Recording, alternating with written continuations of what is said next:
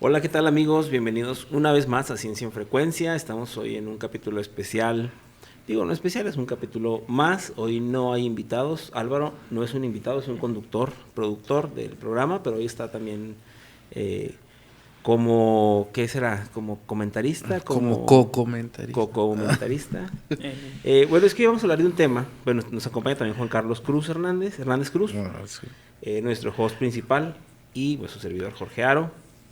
Véanos, escúchenos en YouTube, Ciencia en Frecuencia, suscríbanse, den like, comenten para que nos posicione el algoritmo y escúchenos en el 104.1 en Saltillo por Radio Universidad y en el 89.5 FM aquí en Torreón. El tema de hoy, que es un tema a discutir entre Muy los tres, interesante. es el tema de la violencia y la guerra. Okay. Eh, Ahí, no sé, ustedes qué piensen. Yo cuando empecé, bueno, y ustedes como saben, yo doy clases en la escuela de criminología, vemos muchas cosas pues, de crímenes y etcétera. Pero yo siempre tengo una pregunta, que además es una pregunta que hace mucha gente, que si ustedes consideran que la violencia es natural. No hablo de la violencia individual, o sea, de la violencia de alguien que responde a un ataque o de que defiende su casa, etcétera. Eso me parece completamente entendible y natural. Si no hablo de la violencia colectiva, o sea, la violencia de las guerras tan perversa, tan ideada, tan diseñada, cómo es que llegamos y cómo es que describe nuestra historia y si es que es parte de nosotros. Que si estamos predispuestos a la violencia. Sí. ¿Tú crees que estamos predispuestos, que es natural, es intrínseco al ser humano la violencia? Es que la historia de la humanidad En la diría historia que de las sí. guerras. ¿Tú qué opinas? Bueno, para escucharte por primera vez. Sí, mucho gusto. Pues yo siento que un poquito sí viene por parte en el ADN, por así decirlo, del ser humano. Porque realmente son demasiadas guerras a lo largo de la historia como para decir que nada más es algo que se le ocurre a alguien. Es un poco contradictorio, porque se supone que, lo hemos visto en otro capítulo, que sobrevivimos por ser seres colectivos. Ajá. O sea, somos seres sociales, colectivos. De hecho, eso sí está en nuestro ADN, estamos predispuestos, Sí, claro, para colaborar. De pronto tú ves unas cosas, sobre todo en la guerra, ¿no? La violencia Sí. colectiva, que es de lo que vamos a hablar, que no te explica. O sea, no, y ahorita vamos a tratar de explicar un poco, pero tú, Juan Carlos, tú sinceramente, del fondo de tu corazón ya, sí. Álvaro nos dijo que él sí cree que es intrínseco al ser humano la violencia, el lujo de la violencia, la ferocidad y saña. ¿Tú qué piensas? Por eso decía que pareciera a través de la historia que sí. O sea, la historia nos contaría prácticamente que sí, porque luego había visto un estudio que se había hecho de los años en los que se ha estado en el mundo sin ninguna guerra, prácticamente son muy pocos, ¿no? Sí, o sea, no, prácticamente no hay. No hay. Entonces, sí es interesante cómo la historia nos cuenta esto. Y yo, sin embargo, creo que sí somos más tendientes a la paz. No, yo creo que sí. A la paz. Sí, pero yo creo que hay muchos intereses que se han ido generando desde que también somos sociales, ¿no? Uh-huh. Primero en la defensa, por ejemplo, de la propiedad privada. Sí. ¿No? Entonces, conforme se van teniendo cosas, conforme se van teniendo ciertos intereses, por ejemplo, defender a la familia de lo que ya habíamos logrado, tus bienes, cuando se va generando todos estos intereses, pues también se van creando estos esquemas de violencia, ¿no? Pero que, pues no sé, o sea, yo creo que sí tenemos cierta tendencia a la colaboración, ¿sí? Pero también este esquema del cuidado de los nuestros a veces nos lleva a eso. Sí, fíjate que eso es una parte muy importante, ¿eh? No, de hecho no hablo aquí en estas diapos que traigo de eso que comentas, pero los seres humanos somos bien chistosos, güey. O sea, tenemos una cosa en esto de la colaboración, a veces como que se nos invierten las prioridades porque sí, o sea, definitivamente me da mucha risa, por ejemplo, en los conciertos. Cuando un concierto está medio aburridón, ¿no? Los que se dedican a la música saben esto. Una forma muy fácil de empezar a aprender a la gente es así, segmentos, ¿no? A ver, un grito a los de la izquierda, ¡ah! Y un grito a los de la derecha. Ahí ya los de la izquierda son tus enemigos. La competencia, sí. Ahí ya de entrada, o sea, pero aparte de la competencia es como que algo de, o sea, este es mi grupo, ¿no? O sea, y lo vemos sí, en un cosas, sentido de pertenencia. un sentido de pertenencia, por ejemplo, de los equipos, güey. Tú no te explicas cómo un que trae una playera del Tigres le va a ir a pegar a una que trae una playera del Santos.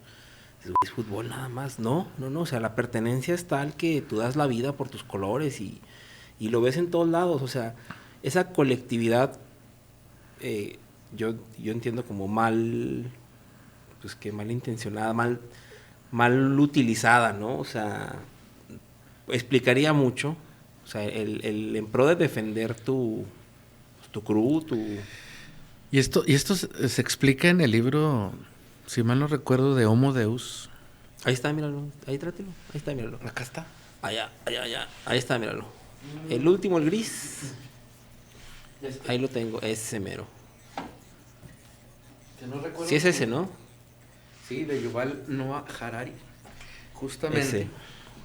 Mira, Suchielo ahí en tu cámara. Ya lo tenemos. Que nos va, Varios. nos va explicando justamente cómo se va configurando La colectividad. Ajá. Y cómo se va creando, por ejemplo, esta cuestión de la religión, que es justamente para poder controlar una colectividad creciente. No es lo mismo ponernos de acuerdo entre 4 personas a ponernos de acuerdo entre 100, 200, 300 personas. Se necesitaban símbolos comunes que nos representaran para poder dirigirnos todos en un mismo sentido, ¿no? Sí, y de ahí surge la religión y evidentemente también el defender esos símbolos contrarios a otras formas de organizarse y de entender el mundo. Desde que existe un Dios se ha de su nombre, ¿no? Lamentablemente, pero sí. O sea, a pesar de hacer cosas o conceptos que se crearon para la unidad, sí, también han provocado mucho. Pero aún así, dando toda esa explicación de defender los colores, ya sea del Tigres o del Santos, o la religión, o color azul o rojo, aún así yo sigo sin, o sea, la pregunta sigue en el aire. Y el spoiler es que no tengo respuesta. O sea, se va a acabar este video y no tengo la respuesta. Yo te quería preguntar... ¿Por qué somos tan creativos al ser violentos? Al ser violentos, sí. O sea, tenemos una creatividad... Ve la industria de la guerra. Sí, o sea, incluso muchos avances científicos se han dado en la guerra. Sí, vamos a tener un capítulo de eso, de hecho, de la unidad de 731. De hecho, yo te quería preguntar a ti que estudias cuestiones de genética y eso, si se había descubierto un gen que tenga... Hay un gen, le llamaron el gen guerrero, malamente, pues es un gen que tiene que ver con la maldad pura. ¿Y lo tenemos todos? No. Sí hay ciertas personas, bueno, sí lo tenemos todos, pero es una mutación en ese gen. Ok. Sí, ahorita lo vamos a ver. Algunos los tenemos recesivo, como que... Sí, no, lo tenemos apagado y somos personas pues, socialmente integradas, ¿no? Pero sí, pero aún así es tan constante este hecho de la violencia colectiva que no, o sea, esta mutación se da en, no sé, uno en creo que 10,000 personas, cuando la constante es la violencia. Lo vamos a ver, mira, desde que el hombre es hombre, es más, desde antes de ser hombre, el hombre se dio cuenta que esas herramientas que usaba para matar mamuts y matar otros animales para comérselos, servían también para matar hombres. O sea, esas puntas, esas lanzas, esos cuchillos, esas hachas, o sea, el hombre dijo, caray, esto también le abre la cabeza a otro. O sea, y me sirve para comer, pero también para matar, y empezó a matar. O sea, yo creo que, pues, la Biblia habla de Caín y Abel, ¿no? Sí, es Caín y Abel, ¿no? Sí. Fíjate, y si nos remontamos a ese relato... bíblicos, o sea, y eran hermanos aparte. Sí, y ni siquiera es como tal el primer vestigio de violencia, sino es más bien el primer asesino según la Biblia. Según la Biblia. Bueno, a ver, vamos a la pregunta. ¿Es instintivo matar, sí o no? Ayúdanos ahí, Álvaro, a leer. ¿Qué se define por instinto? Ok, la definición que vemos en la imagen es el conjunto de pautas de reacción que en los animales contribuyen a la conservación de la vida del individuo y de la especie, el instinto reproductor. Fíjate, eso ya es contradictorio. Si decimos que la violencia es parte de nuestro instinto, no, porque el instinto debería contribuir A la supervivencia. a la supervivencia, no nada más del individuo, sino de la especie. Ajá. Entonces, yo nada más con esta definición descartaría que sea la violencia algo instintivo al hombre. No sé, hasta aquí. Sí. Se acabó el video, gracias, ¿no? Hemos resuelto. La próxima semana hemos resuelto una pregunta milenaria. Filosófica. Pero bueno, a ver, vamos a decir que no es parte de nuestro instinto, pero es natural. Vamos a la siguiente. Okay. Ahí vamos a hablarlo con la definición de natural. La primera definición en la imagen, porque vemos varias, es que es perteneciente o relativo a la naturaleza o conforme a la cualidad o propiedad de las cosas. Luego vienen otras definiciones que son semántica más, semántica menos, pero fíjate la número 6. La número 6 dice regular y que comúnmente sucede. Wow. Pues entonces ahí, sí es natural. sí es natural. Ajá. Entonces, si es algo que es comúnmente sucede, que es regular, sí es natural. Sí. Entonces es que se contradice mucho.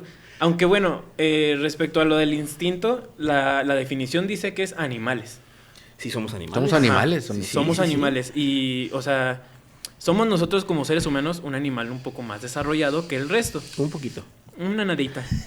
Pero en los animales salvajes sí se da mucho esto de que si hay algún miembro de la manada o de la familia, de la camada, que resulta con algo que ven como negativo, como un aspecto negativo, alguna malformación o algo así, es muy común que de manera, ya sea violenta físicamente o... Sí, que se matan entre ellos también. O sea, ¿no? ya sea que lo maten o que lo comiencen a rezagar y a dejar atrás, y lo abandonan. Sí, que es un rasgo de humanidad muy, muy característico, ¿no? De hecho, hay restos arqueológicos, antropológicos de por ejemplo, incluso antes que seres humanos, homos, algunos tipos de homos que ya cuidaban personas, por ejemplo, con una fractura que uno decía, no, pues ahí lo dejan. Ajá. No, lo cuidaban y que significaba cargarlo, o sea, cargar con él, darle de comer o incluso con cuestiones cerebrales, ¿no? Personas que no podían valerse por sí mismas, las cuidaban hasta llegar a una edad adulta. Pero bueno, vamos por ejemplo, hay los animales salvajes, vamos a decirle.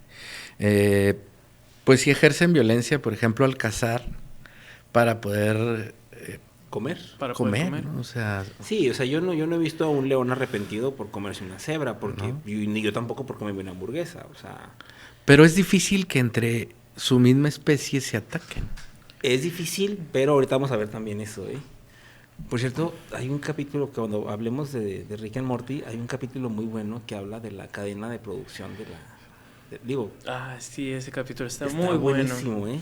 De la cadena de producción, qué tan ético es comer carne y qué tan ético es si la vaca te diera permiso. Luego lo discutimos. Mira, aquí empieza la historia. En el creciente fértil, esta parte que está aquí entre el río Tigris y el Éufrates, que es Mesopotamia, ahí comienza la civilización y tristemente donde comienza la civilización comienzan las guerras. O sea, la historia se escribe con las guerras y los avances tecnológicos también se escriben con las guerras. O sea, es algo pues de no entender, Ahorita vamos a tratar de entenderlo, pero Cómo la civilización empieza con algo que pareciera tan incivilizado. Exactamente. Es algo bien contradictorio. Yo creo que no podría explicarle esto a un alien. O sea, si llega alguien ahorita de Marte a decir, oye, platícame la historia, es que ni siquiera deberíamos estar aquí. O sea, ya nos hubiéramos entre nosotros hace mucho, ¿no? Y somos los que sobrevivimos, la especie de humanos que sobrevivimos. Es que, híjole, ahorita vamos a ver adelante, pero sí parece que hay algo algo intrínseco a la violencia colectiva, ¿no? Hace 4.500 años las ciudades sumerias de Lagash y Uma se enfrentaron a una guerra que duró más de un siglo. Esta es la primera guerra registrada. Vaya y googleé esto, la guerra entre Lagash y Uma. Hace 4.500 años, digamos que tenemos registro escrito, ¿no? De una guerra donde hubo batallas y hubo formación militar, etcétera. Pero la evidencia que tenemos de violencia colectiva es mucho más vieja. O sea, esto fue hace 4.500 años. Esto es así como que ya planeado, ¿no? La guerra registrada al menos, ¿no? Ajá, Pudo haber habido otras guerras. Ya establecido como que con un plan, por con así un decirlo. plan de acción y todo, ¿no? Ya había habido otros conflictos, ya había habido manifestaciones de violencia. Exacto. ¿no? Ahí lo vemos en la película, ¿Cuál? la de Odisea 2001, ¿no? Algo así. Ah, sí. Donde empiezan a atacarse con los huesos, ¿no? De sí. De una quijada, ¿no? Una quijada sí. Uh-huh. Entonces, pues sí. No, y digo, en la historia reciente ya acuérdense que el Homo sapiens tiene algunos 100.000 años en la Tierra, pero la evidencia más antigua que tenemos de violencia colectiva, de un pueblo que asesinaron completo, es de hace 13.400 años en Egipto. Hay un yacimiento donde la mayoría de los cadáveres que encontraron ahí tienen huellas de violencia. O sea, fueron asesinados. La mayoría. Es un cementerio en Egipto. Y ahí, pues, no se sabe qué pasó. Se sabe que, incluyendo niños, incluyendo mujeres, y pues ahí llegaron y arrasaron. Pero fíjense, hay un dato perturbador, diría Luisito Comunica. El 67% de ese cementerio, de ese nada más que les digo en Egipto, tenía huellas de violencia. Pero del resto de hallazgos arqueológicos en todo el mundo, el 11% tiene huellas de violencia. O sea, todos los muertitos que hemos encontrado y estudiado en todo el mundo, el 11% fue por mentiras violentas. O sea, es 1 de 10. Es un número muy alto. alto. Eso es muy regular. O sea, pues tú imagínate, o sea, de 10 personas que conoces, no sé, pues a lo mejor uno se muere de viejos. Bueno, y esos son los arqueológicos. Ahora si nos vamos a los tiempos actuales. Sí, ajá. Sí, pues canijo. ahí está la cifra esta que dicen que en Estados Unidos en tu vida te vas a topar como con 27 así, ¿no? Sí, es tremendo. Y qué triste, digo, el día que estamos grabando esto, hoy 10 de... ¿Sí es 10 de enero? Sí, 10 de enero, se cumplen 5 años precisamente del primer, y esperemos el último, tiroteo en un colegio aquí en Torreón. ¿Cuántos años? 5 años. Ya 5 años. No voy a decir el nombre del colegio, pero del colegio que está enfrente del que habló Alfredo Castro. Del que habló Alfredo Castro aquí. Vaya a buscar el capítulo ese. Muy buen capítulo. Pues miren, vamos a hacer un recorrido así de imperios. Pues el imperio acadio es de los primeros y cuando uno habla de imperios, pues sí entiende o trata de explicar, decir, bueno, pues es que estaban conquistando tierras y agua y luego eran pues tiempos muy difíciles donde escaseaba la comida, claro, etcétera. Pero aquí es el poder por el poder, ¿no? O sea, realmente ninguno de estos emperadores, ni a Ciro el Grande, les faltaba que comer, ni a su gente. Era algo, una megalomanía que yo le decía a Tania, ¿no? A mi esposa, a veces vimos uno que en el changarro, ¿no? Voy a poner una sucursal en Monterrey. Es tan difícil. O sea, se me hace tan difícil ir aquí a 3 horas en carro a buscar un local y estos conquistaban todo.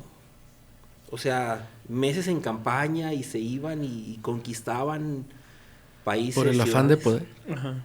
Es una ambición de poder que uno no se explica. Bueno, al menos yo en mi cabeza, o sea, a lo mejor yo tengo la cabeza chiquita, ¿no? O sea, no sé, no tengo tanta ambición, pero es un afán de poder inexplicable. Y es que en un inicio, como tú lo comentas, sí era el hecho de que no fuera tan fácil como ahora ir al supermercado a comprar comida, ¿no? O sea, claro, tenías que conseguirla. No había Didis. Y tenías que conseguirla para poder alimentar a tu descendencia, ¿no? A tu gente. Entonces, pues sí, si tú ves que la otra persona ya consiguió algo, pues vas y lo atacas para conservar a los tuyos, ¿no? O sea, ajá, a lo mejor no estoy diciendo que esté justificado bajo nuestros parámetros actuales sociales, no está justificado, pero en aquel momento pues era un esquema de supervivencia y a lo mejor ahí sí era una cuestión instintiva. Pero luego se vuelven estas cosas en donde ya no es por supervivencia, sino por dominio. Y es la constante. o sea, no existirán ahorita hoy hay más alimentos que lo que se necesita en el mundo, pero sigue habiendo guerras. Sí. Por otros motivos, otros pero, recursos. o sea, sí. Pero son recursos que te dan poder. Sí, a final Sí, de claro. cuentas, sí. O sea, es el poder. Estratégico, ¿no? Entonces, ¿cuándo surge esta cuestión en la mente del ser humano del poder, ¿no? De alcanzar el máximo poder, o sea, lugares que... Porque eran lugares que ni siquiera, o sea, no es como ahorita que te metas al Maps y, mira, aquí está China, ¿no? No, o sea, eran lugares que sabían que existían o alguna vez les contaron, iban y los conquistaban. O sea, así nada más se subían a los caballos y le daban. Sí, pues es así como comenzaron a empezar a colonizar América, o sea, en realidad eso era buscando rutas para ir a comerciar, y en cuanto descubren un nuevo territorio, pues al ver que no hay nadie ocupándolo, alguien con su capacidad, por así decirlo, para ocuparlo, pues llegan y dicen, esto es mío.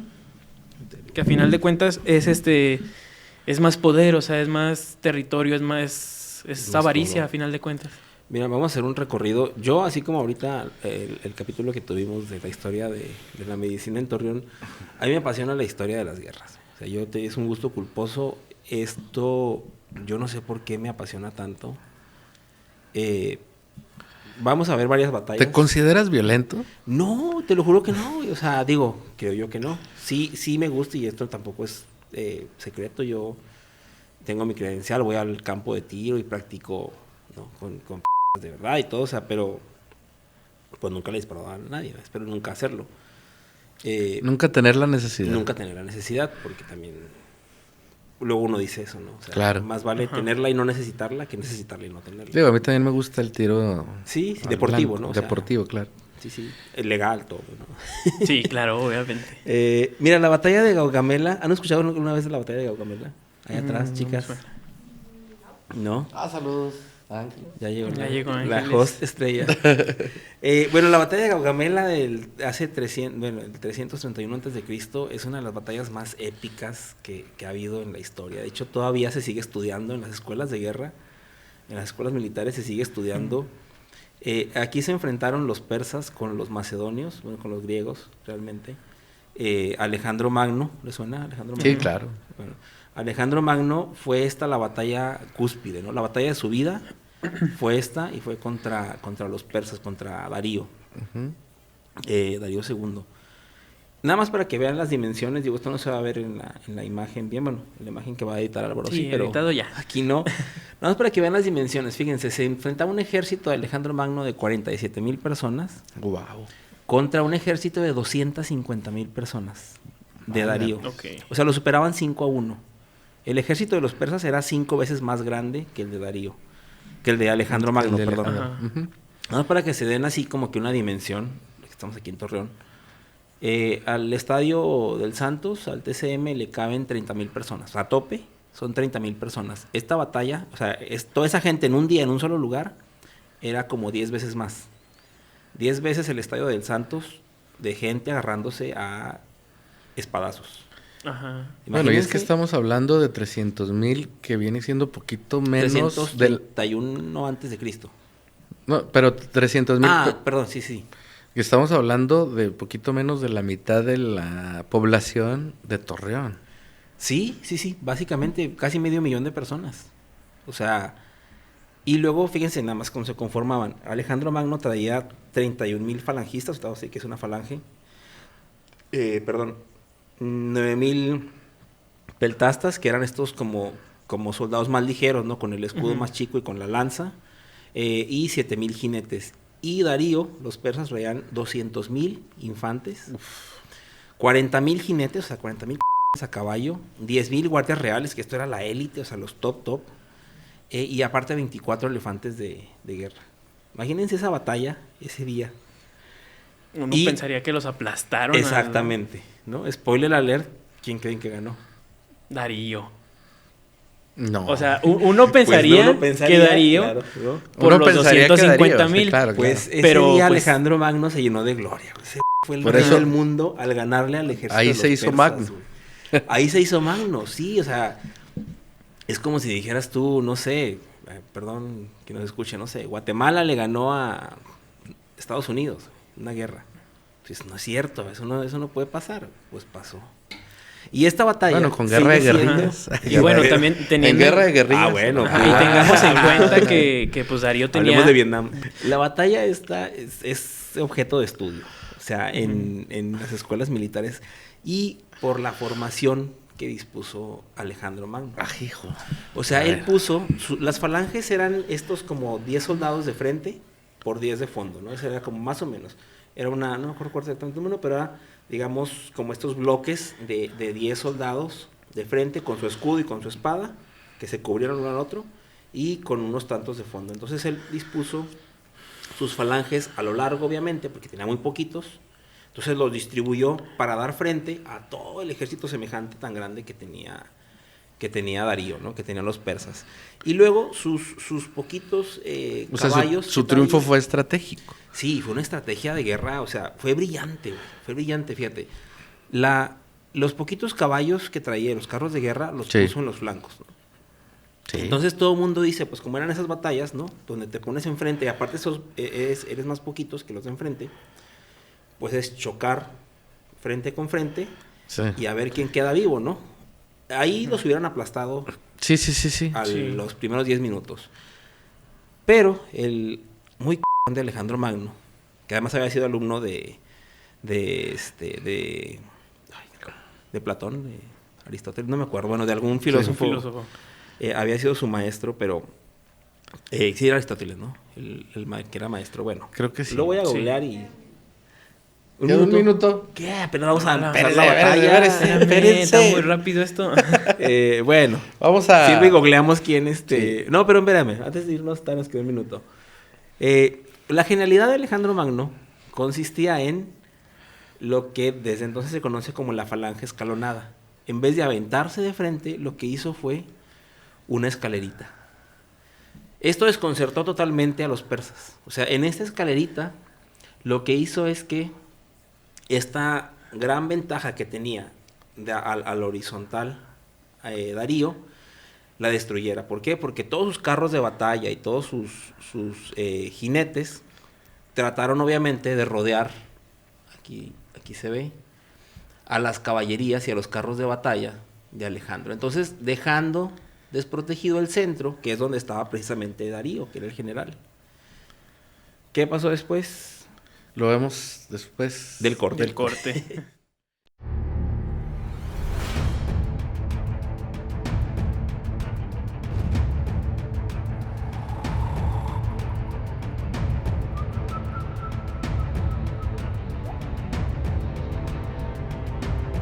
Bueno, pues ya regresamos a Ciencia en Frecuencia. Y bueno, como ahora nos acompaña Álvaro, pues le vamos a pedir que él sea Haga los honores. haga los honores Muy de bien. abrir este segundo bloque. Muy bien, pues regresamos a continuar con este episodio especial sobre la violencia en Ciencia en Frecuencia. Recuerden que nos pueden estar viendo a través de YouTube y escuchando en Spotify en ambos lugares como Ciencia en Frecuencia, además de escucharnos en Radio Universidad, tanto en Torreón como en Saltillo, Todos los martes a las 3 de la tarde. todos los martes a las 3 de la tarde. Ya nos anda tumbando la chamba. Pues, ¿eh? no, ya, No, me voy a retirar. Ahí les Ya, dejo el ya. changarro.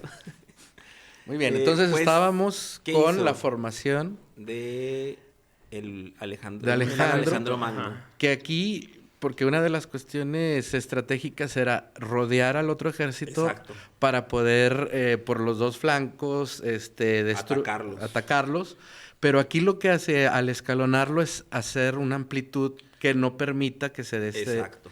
Y además rompe las filas de sus caballerías, ¿no? Que estaban a los lados, las caballerías, y pues obviamente se desconciertan totalmente. Nadie sabía qué hacer, no había línea de mando. Digo, sí había línea de mando, pero no era como ahorita con un radio o algo, ¿no? O sea, era, pues dale por allá y allá van, y estos ya no sé si están huyendo, si vamos por ellos. Acá está enfrente Alejandro. Y lo que hizo que fue aquí es hacer- la innovación. Sí, no, O no, sea, fue genera un algo esquema de innovación que desconcierta totalmente al otro ejército. ¿no? Y lo que hizo fue hacer, así como se ve en la imagen, un cono. Un cono donde estaba justo en el centro de ese cono Darío, que era el que comandaba las fuerzas. Ujú. Entonces, acuérdense que una vez tomando la línea de mando, los demás quedan pues como gallinas sin cabeza. Sí, pues vaya, incluso en el ajedrez pues tumbas al rey y ya Exacto, ganaste. y ya ganaste, ¿no? Entonces, se trataba básicamente de dejar desprotegido al rey. Y entonces aquí logran aislar, ¿no? Aislar y enconar, digamos, a Darío. Una vez que hacen eso, se separan todavía, a pesar de que son bien poquitos, se separan y logran llegar a Darío. No está claro, hay varias cuestiones en la historia, dicen que sí lo mataron ahí en ese momento, que le perdonó la vida, que etcétera. El punto es que ahí se rindieron los persas y en ese momento Alejandro Magno se corona como rey de toda Eurasia. O sea, todo lo que era el mundo en ese entonces, que era Europa y Asia, le pertenecía a Alejandro Magno, ¿no? O sea, y se fue hasta Egipto y fundó Alejandría y pues era el rey del mundo. O sea, fue el rey del mundo. Traigo 250,000 gentes. Ahorita. Sí, y luego contra alguien de 41,000, 47,000 y me rindo. O sea, y exacto, o sea, nadie se lo esperaba. Imagínate, los persas, ¿cómo se iban a rendir los persas, no? Que luego la historia dice que no se rindieron, después regresaron otra vez a querer conquistar. El hijo, lo que sale en la película de 300, a querer conquistar. Gengis.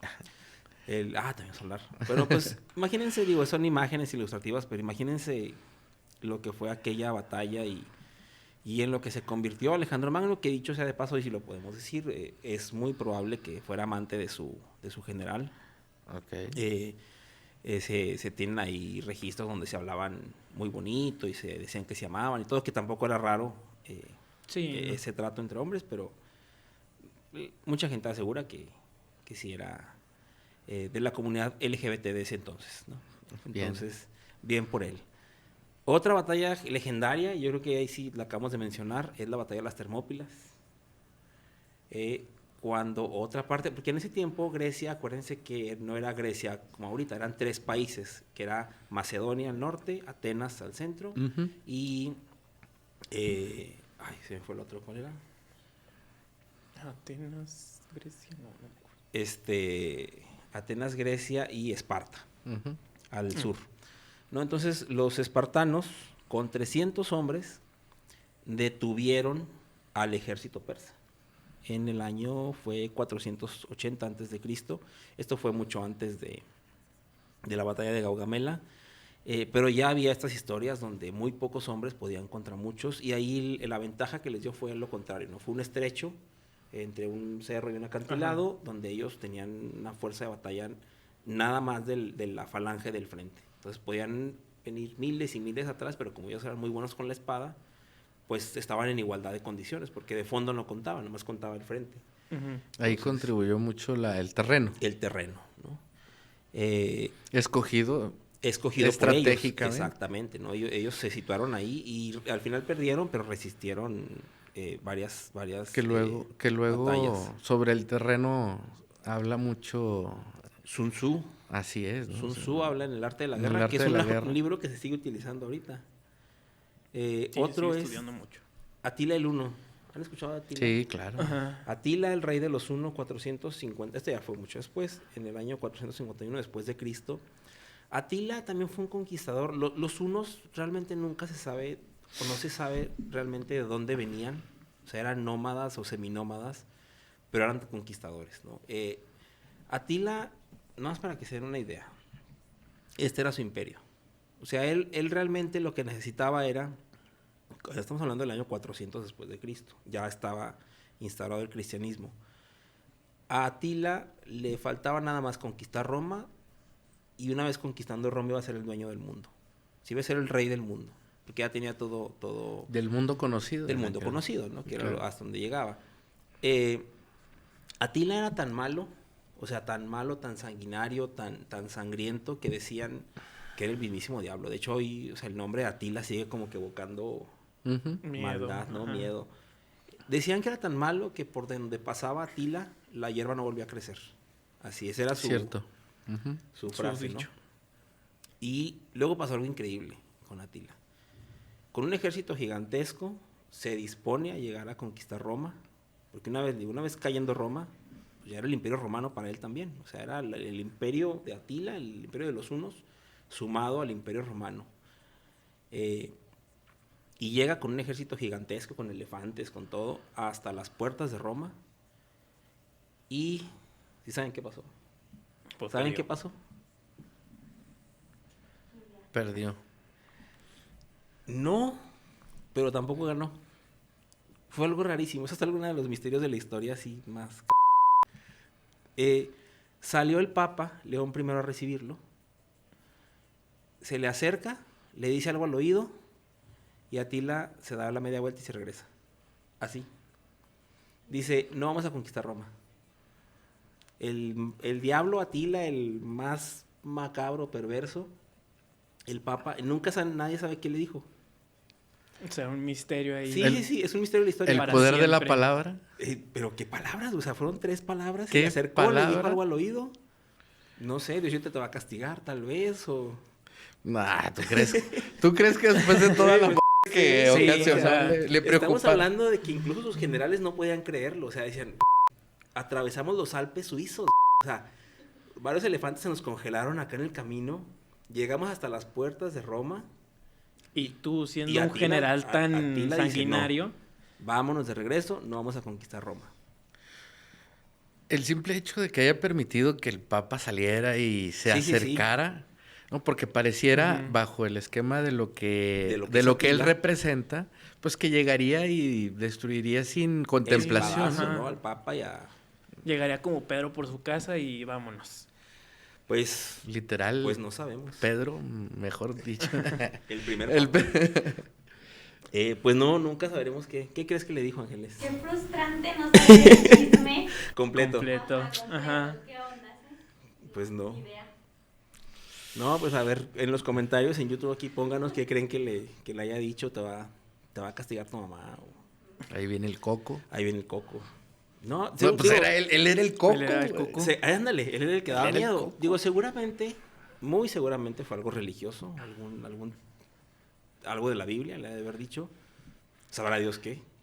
Pero hay vestigios de que Atila tuviera alguna cuestión religiosa. Eso no lo sé, fíjate. Ahí sí desconozco, pues se supone que no. Él era el más malo, ¿no? O sea, voy a investigar eso, pero hasta donde yo sé, no era una persona ni creyente, ni siquiera... Hay que preguntarle a la filosófica. IA qué cree que le dijo el Papa cierto. a Atila. Sería un A muy ChatGPT. buen experimento. A ver, vamos a avanzar pues, porque... no, está Se así nos de va misterioso. rápido, Sí, bien rápido el sí, tiempo. sí. A ver, ¿Cuánto tenemos, productor? vamos en el 37. ¿10 minutos del segundo? No, Vas está bien. 15. Sí. Sí. Bueno, Ay, uno de Dios. los, hablando de gente mala en la historia, Genghis Khan, ¿no? Genghis Khan, Genghis. lo decías ahorita. De hecho, la población asiática se cree que, básicamente él se dedicó a 2 cosas. Una es a conquistar pueblos y a tener hijos. O sea, ahorita, si eres asiático, hay creo que un 11% de probabilidades que seas descendiente directo, o sea, que sea tu abuelito Genghis Khan. El 11% de la población asiática. Es un Vietnamita, ¿Tantos porcentaje hijos muy tuvo? alto. se Es un dedicó a porcentaje tener muy hijos, alto. o sea, y fíjate que curiosidades de la historia, su hija, su primogénita, que era su adoración, la hija a quien trató de entregarle todo el poder y que fue, digamos, su primera hija, ¿no? La que Ujú. más amó, siempre estuvo en duda si era su hija, porque de hecho cuando él se va en su primera campaña, secuestran a su novia, y cuando él va y la rescata, ella estaba embarazada. Entonces, nunca se supo si realmente esa niña era hija de él o producto de... Porque sí, pues ella sufrió este abuso, ¿no? Ujú. Entonces, pues bueno. Pero ahora, Genghis Khan también tuvo un éxito militar tremendo, o sea, fue dueño del mundo. Sí, claro. El imperio mongol fue uno de los más grandes de la historia. Y fueron muchas cosas, ¿no? O sea, había innovaciones también muy, muy avanzadas para la época. El asedio, ¿no? Las catapultas, etcétera. Una de los inventos, digo, ya se conocía, pero estos mongoles lo mejoraron. Permitió que fueran un ejército invencible. Esa innovación, ahí se ve en la imagen. ¿Alguien me la puede decir? A ver. La armadura del caballo. No, no es la armadura del caballo. Ángeles, Vilma, ¿qué creen que tenían de ventaja tecnológica de ventaja armamentística, que ni siquiera era una arma, pero contra los demás.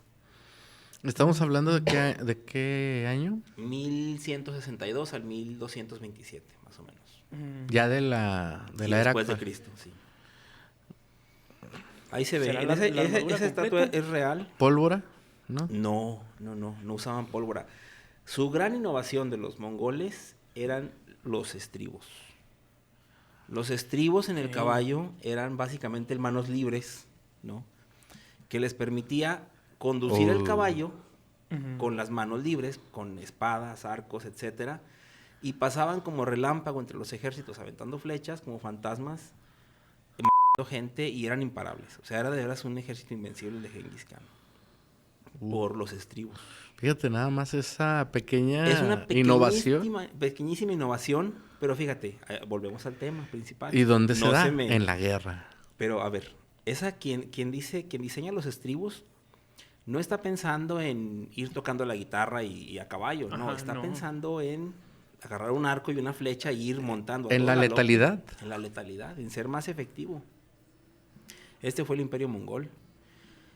Nos vamos a ir así, de guerras en guerras. Podemos quedarnos en todo un capítulo. La Edad Media. La Edad Media está llenísima de sangre. O sea, tú agarras un libro que hable de la Edad Media y va a hablar a fuerza de una guerra, va a hablar de sangre, va a hablar de espadas, va a hablar de... Sí, pues simplemente, o sea, cuando uno piensa en la Edad Media, no piensa en el No. ambiente, piensa en un caballero. En un caballero, en la armadura, en esta bola con picos que... Ajá. O sea, las cruzadas... Las cruzadas fueron de lo más sangriento. La Revolución Francesa que de lo que nos decimos herederos, las democracias actuales, fue un cortadero de cabezas. O sea, incluso a los que propusieron la Revolución Francesa les cortaron la cabeza, y a los que les cortaron... O sea, fue pues sí, un derramamiento de sangre tremendo. Y ya más acá, pues las guerras americanas, ¿no? Las guerras confederadas. La historia de Estados Unidos es la historia de la guerra. O sea, la historia de Estados Unidos se explica guerra tras guerra, tras guerra, tras guerra. O sea, entre ellos empezando, ¿no? Las guerras confederadas. Ujú. La Primera Guerra Mundial, que es de lo más cruel que ha existido en la historia, ¿no? Porque era la guerra de trincheras, donde se quedaban ahí semanas disparando, congelados. Fue de lo más devastador. Obviamente. Segunda Guerra Mundial. No, la Segunda Guerra Mundial. ¿Qué fue más devastador, la primera o la La segunda? primera fue más sangrienta y hubo más muertos en la primera. Sí, Ok. fue nada más que no abarcó tantos países como la segunda. Pero fue una guerra horripilante. Y México, no hemos hablado de México, pero México no nos quedamos atrás. México es un país ahorita aparentemente pacífico, pero que nuestra historia también se escribe con guerras. Precolombinas, Ahorita es colombinas. abrazos, no balazos. Ahorita somos Ahorita abrazos, somos no abrazos, no balazos, balazos. pero bueno, ¿qué tan bélicos somos en México? Que nada más dense un minuto para analizar nuestro himno nacional. Sí. El himno que es además el considerado más bonito del mundo, es el más bélico. O sea, esa inventó los corridos bélicos. O sea, de verdad que... Aquí lo traigo, miren. Nada más fíjense si ni Peso Pluma se le ocurrieron estas cosas. Mira, a ver, bueno, Ángeles no trae micrófono, pero... No sé si... A ver, Juan Carlos. No sé si sea legal hablar del... No, si es legal. ¿Sí? ¿Seguro? Sí. Bueno. Mira, a ver... Y todo censurado, ¿verdad? No, pero a ver, no Bueno. estamos utilizando el himno nacional o sea, vamos a leer una estrofa, Ajá. varias estrofas para analizarlo. Bien. A ver, Juan Carlos. Bueno, creo que esa palabra no debe de ir, pero bueno. Guerra, guerra, sin tregua al que intente de la patria manchar los blasones. Guerra, guerra, los patrios pendones en las olas de sangre empapad. Guerra, guerra, en el monte, en el valle, los cañones horrísonos truenen y los ecos sonoros resuenen con las voces de Unión Libertad. O sea, lejos de Unión Libertad es guerra, guerra, guerra en el monte, en el valle, aquí, o sea... Pero volvemos ahí a lo mismo, a defender lo tuyo, o sea... Claro, ¿no? hablaba con un sentido patriótico, ¿no? Incluso Y no, más adelante... no tanto de expansión, ¿no? No, de Sino de defender la defensa, patria. ¿no? Mira, ahí lo dice. Antes patria, quien hermes tus hijos bajo el yugo, su cuello dobleguen. O sea, antes de que nos ganen y que tengamos que agachar el cuello, tus campiñas con sangre se rieguen. O sea, que se llene de sangre todo. y tus templos, palacios y torres se derrumben. Antes de que nos dominen. Antes de que nos dominen, que se vaya toda la o sea, que se caigan los Sí, o templos, sea, que se caigan los palacios, las torres, que las calles se llenen de sangre, pero que no nos dominen. Así es. básicamente Y que primero las muerto ruinas, sí, antes que nos que antes dejar muerto. de derrotar. No, mucha gente dice que la frase esta de patria se le atribuye a la Revolución Cubana. Esto es de hace mucho. No, y ahí dice, y sus ruinas existan diciendo, de 1000 héroes, la patria que fue. Ya fue la patria, pero fue de héroes. Y en otra estrofa también de analizar, vuelve a decir, patria, patria, tus hijos te juran, excelencia lento, si el clarín con su bélico acento los convoca a lidiar con valor. Esta parte es muy interesante, fíjate. Para ti las guirnaldas de oliva, un recuerdo para ellos de gloria. O sea, todavía está hablando, sí se van a morir en la guerra, pero es un recuerdo de gloria. O sea, glorificamos la violencia. Claro. O sea, eso es lo que todavía no me cabe en la cabeza. Y incluso yo mismo, o sea, ahorita platico con una emoción de la batalla de Gaugamela, güey. Y digo, ese día Alejandro Magno se llenó de gloria. Sí, ¿cuánta gente habrá? Imagínate. Un laurel para ti de victoria y un sepulcro para ellos de honor. No importa que sea un sepulcro, pero es un sepulcro de honor. Yo no. Porque hay sepulcros normales y hay sepulcros de honor. Pero fíjate, contrario ahora a este sentir de defensa y de patriotismo, ahora leí en la mañana un comentario en un tuit de... ante los comentarios que está haciendo el presidente de Estados Unidos, Sí. De cambiar el nombre del Golfo de América. Golfo de América. Golfo de América. Y ahí los mexicanos que salen con sus cosas. Y que nos anexe a Nuevo León y... Ah, bueno. Bueno, ya dices, No, es que bendito. Nuevo León hay que... Ya no, Sí, pero no, los amigos de o sea, Nuevo León. Bueno, lamentablemente en la nación hay mucha gente que glorifica a Estados Unidos. Sí, no, hay que Pues ver. no. Pues mira, las guerras, ahorita lo decíamos en el otro capítulo, las tomas de Torreón fueron tan sangrientas, pero tan sangrientas, de Torreón y Zacatecas, la toma de Zacatecas también fue exageradamente sangrienta. Y Torreón era la joya de la corona, para menos para la división del norte. Torreón pagaba la nómina de los soldados de Villa y confeccionaban aquí los uniformes por el algodón. Entonces, pues Torreón era importantísimo. Por eso también se usaba mucho el oro, porque llegaban los villistas con su moneda de Villa y luego llegaban los federales que tenían la otra moneda. Entonces, de repente una moneda no valía, otra sí. Era un tiempo de mucha inestabilidad, de guerra y de sangre. Que de hecho aún hay vestigios, ¿no? O sea, de la Sí, guerra que sí, hubo. sí, o sea, hay- está el ahí en el... Los cena, o sí, sea. sí, sí. Entonces, pues también un montón de muertos. Perdón, uno quisiera pensar, como decíamos ahorita, a ver, retomando, uno quisiera pensar que esto es algo exclusivo del ser humano, que el ser humano en su ambición de poder y de querer más y de conquistar tierras, diseña formas cada vez más efectivas de los colectivos, ¿no? O sea, de matar más gente de formas más fáciles. Pero les tengo una muy mala noticia. Entre el año 74 y el 78 se registró lo que se conoce como la primera guerra entre chimpancés en Tanzania, la guerra de Gombe. Una manada de chimpancés que tenían un líder alfa, fallece, se hacen 2 lideratos, se separan por un río y estratégicamente durante 5 años estuvieron atacándose unos a otros y matándose entre chimpancés. La bióloga que estudió esto decía que estaba ella, o sea, con una tristeza enorme al ver cuánto se parecen a nosotros. Y digo, ¿cuánto nos parecemos? ¿y por qué? ¿De nosotros? dónde venimos? ¿No? A lo mejor las guerras ni siquiera son del Homo sapiens. Güey. A lo mejor las guerras son desde el Homo heidelbergensis, antecesor. No sé, no sabemos desde qué Homo estemos en guerra. Imagínate si es natural el... Pues aquí ya El se empieza a conflicto. ver un poquito Ujú. más, ¿no? Aquí se cargaría la balanza. Ahora, ¿qué es lo que no es natural? ¿Qué es lo que no checa? El ser salvajes, el ser... hay una parte del cerebro que sí nos hace ser salvajes, ¿no? Que es la amígdala. Si tú vas manejando y alguien te grita y tú tenías un mal día y también le gritas y se bajan y se agarran a golpes, tu amígdala está a todo lo que da. Y tu corteza prefrontal, que es la que razona, Ujú. está, digamos, en ese momento apagada. Si tú razonas y tú dices, no, pues a ver, yo ya voy a mi trabajo, güey ni me ha hecho, ni lo conozco, no me voy a pelear con él, güey. Entonces, son partes diferentes del cerebro. Lo que no se explica la ciencia es cómo es que somos tan creativos utilizando nuestra corteza prefrontal Para generar daño. para generar daño, güey. ¿Cómo es que somos tan creativos? Incluso nos ponemos uniformes y estrellas y y tambores de guerra. O sea, Sí, ¿cómo sí. es que diseñamos eso? Porque, bueno, no sé el motivo Hay un- de que se dio esto. Hay un paradigma. Sí, sí. O sea, no sé el motivo que se dio eso, pero uno pudiera decir, pues estoy defendiendo a mi tribu.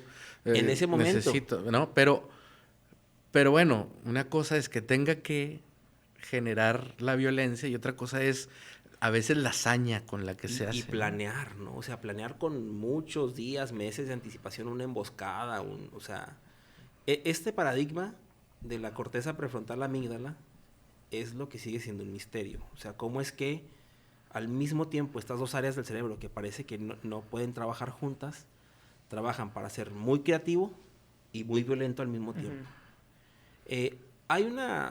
Hay teorías, ¿no? O sea, yo no tengo la respuesta ni tampoco soy experto en esto, pero lo que se conoce en el hipotálamo como el ataque afectivo predador es que también hay rasgos que se han observado en ciertos animales donde el sigilo te da una ventaja. Por ejemplo, en los gatos. ¿Han visto cómo cazan los gatos? No, con una... o sea, se ven hasta concentrados los gatos. O sea, con una concentración, una determinación para ir y darle el zarpazo a una, sí, claro, una paloma, ¿no? Entonces, se cree que esto podría explicar entre este ataque afectivo, porque dicen, cuando alguien tiene un ataque afectivo, por ejemplo, cuando alguien está en un pleito y está gritando mucho y está hablando mucho y haciendo mucha laraca, esa persona generalmente no es tan peligrosa, porque lo que está haciendo es, como los animales, ¿no? Rugir, hacerse más grande para alejar a la otra persona. Sí. Esa persona no quiere entrar en conflicto. Cuando alguien grita mucho, cuando alguien es así muy estridente. Y cuando es el ataque predador, es una persona que en silencio está planeando un ataque. sí, sí. Esto tiene que ver también pues con la serotonina, ¿no? Que es básicamente lo que nos da felicidad. Se ha demostrado que los bajos niveles en las personas de serotonina sí predisponen a una actitud asocial, ¿no? O sea, y no solamente asocial, sino antisocial, ¿no? A no solamente aislarnos, sino odiar a todo el mundo, básicamente.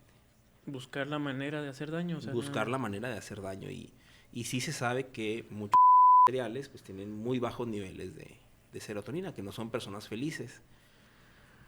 Y también eso tiene que ver con la genética. Hay un gen que se llama ApoE, que les decía ahorita, es el gen guerrero, que las personas que tienen mutación en este gen que se llama ApoE son personas que generalmente tienen bajos niveles de serotonina y que tienden a ser muy violentos sin sentido. Ok. Hay otra parte que es la epigenética, que son, ya lo he explicado, que son las vivencias que tenemos. Personas, por ejemplo, que han sufrido abuso en su infancia, están predispuestas a ser personas violentas. Y Ajá. no nada más eso, ellos pueden heredar esta predisposición. Sí, que de hecho es algo que, bueno, yo soy mucho de ver casos de en serie y que habían como en estos casos ya famosos como el del pasado Ted Bundy, Ted Bundy, ahí está. que si no me equivoco su padre también era una persona violenta, pero Sí. no al grado de Que de llegó Ted. a ser. Ajá. Sí. Entonces, que de hecho en la historia de Ted Bundy, o sea, dicen que al principio era un niño muy tranquilo, muy pacífico. Sí, además que él se presentaba en la sociedad como una persona súper súper charming, ¿cómo se llama? amable, o sea, alegre. Carismático. Ajá, ¿no? muy carismático. Que de hecho incluso cuando ya estaban en los juicios seguía siendo muy Sí, tan carismático sí. que tenía fans. Sí, Entonces, que eso también no te explica. Y es que muchos de los seriales, de hecho, son personas reconocidas socialmente, Sí. ¿no? O sea, que se hacen pasar por personas muy reconocidas. no sé. Aquí en México la- tienen laboratorio y así. Ese tipo de cuestiones. No, no es cierto. pues Oye, aquí en no. México también está el caso de la viejitas, que pues era una persona que se presentaba muy amable con las señoras. Sí, Y era incluso, creo que enfermera, ¿no? sí, enfermera. Se presentaba como enfermera, era luchadora. Ahora, lo que invariablemente nos dice la ciencia, y esto lo han demostrado muchos estudios, es que las personas que llegan a cometer estos actos, que van a... Digo, hablamos de casos muy extraños, muy extremos, como seriales, etcétera, que algo está mal en su cabeza, pero digamos hablando de personas normales que tienen que ir a la guerra, o que tienen por alguna razón que ser muy violentos,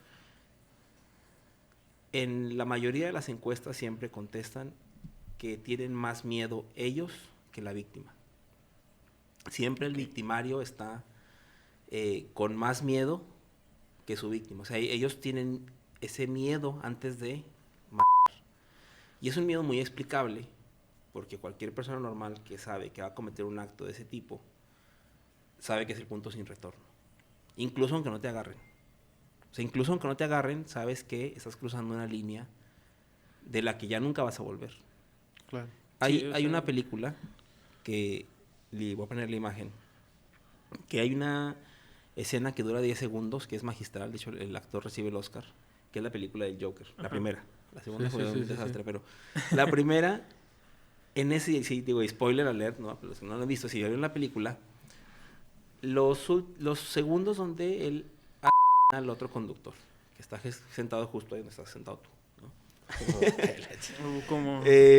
vean esta imagen, ¿no? O sea, vean esta risa, y él, los que ya vieron la película, él saca la pistola al conductor del programa, y esa escena es mítica, porque él se empieza a reír, pero es una risa, si se fijan, una risa como de miedo. De hecho le empieza a temblar una pierna, empieza como que le tiembla una pierna, y luego se para y como que no sabe qué hacer y ya. Pues, porque ahí es el punto crucial bueno, es el quiebre, ¿no? Exactamente. O sea, él, aunque ya había quitado una vida o varias vidas, eso lo hizo en una cámara, en público. Claro, claro. Entonces es como... Ahí ya era el punto sin retorno. Es el punto sin retorno. Nunca más volverás ni a dormir en tu cama, ni a ser quien eres, ni a...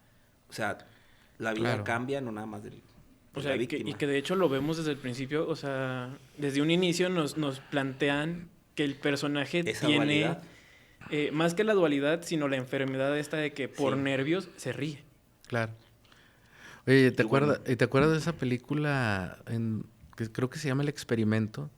En donde ponen a unas personas, justamente es un experimento social, donde ponen a unos como presos y a otros como cuidadores o como... y que ponen a unos a torturar a otros, ¿no? Y que tanto... No los ponen a torturar, o sea, simplemente les dan el rol de autoridad. De autoridad, pero de repente empiezan, al saber que no están siendo observados, o más bien que no tienen límites, empiezan a generar mucha violencia en contra de los otros. Entonces es interesante ahí cómo se desprende esto del dominio hacia los otros. Sí, es un tema bien, digo, se nos acabó el tiempo. La verdad es que me voy a despedir con esta imagen. Ay, Diosito santo. La violencia colectiva casi siempre es generada por adultos, casi siempre es generada por hombres, casi siempre. Me atrevo a decir en el 90 y tantos % de las veces somos los hombres adultos quienes generan la violencia. Y las víctimas, tanto de migraciones, tanto de edificios, ahorita lo estamos viendo en Palestina, o sea, hablamos de 51,000 niños asesinados en la guerra de Palestina, que no saben ni de religión, ni que si judío, ortodoxo, o sea, ellos son niños que deberían de estar ahorita yendo a la escuela y que están en una tumba. Y los que más sufren, pues siempre son las personas más vulnerables, ¿no? O sea, es algo detestable que malamente glorificamos, y yo lo acepto. O sea, yo leo un libro de Pancho Villa y digo, ay, las batallas de Villa, ¿no? O sea, y las batallas de Alejandro Magno y de los espartanos, ¿no? No sé a quién se le ocurrió un día decir que matar gente te llenaba de gloria. Y lo seguimos haciendo. O sea, tú vas al cine, güey, en la cartelera está 9-1. 9 películas de violencia, de explosiones, de balazos. A lo mejor una comedia, pero no sé por qué es tan natural para el ser humano esto, pero al final de cuentas, pues esto es lo que somos, ¿no? Pues sí. Listo. Ensalzar la violencia, ¿no? Pues muchas gracias. Esto fue Ciencia en Frecuencia, capítulo de la violencia y la sangre. Nos vemos Nos vemos en la el próxima siguiente semana. No sean violentos. No sean violentos, por favor. Amor y paz.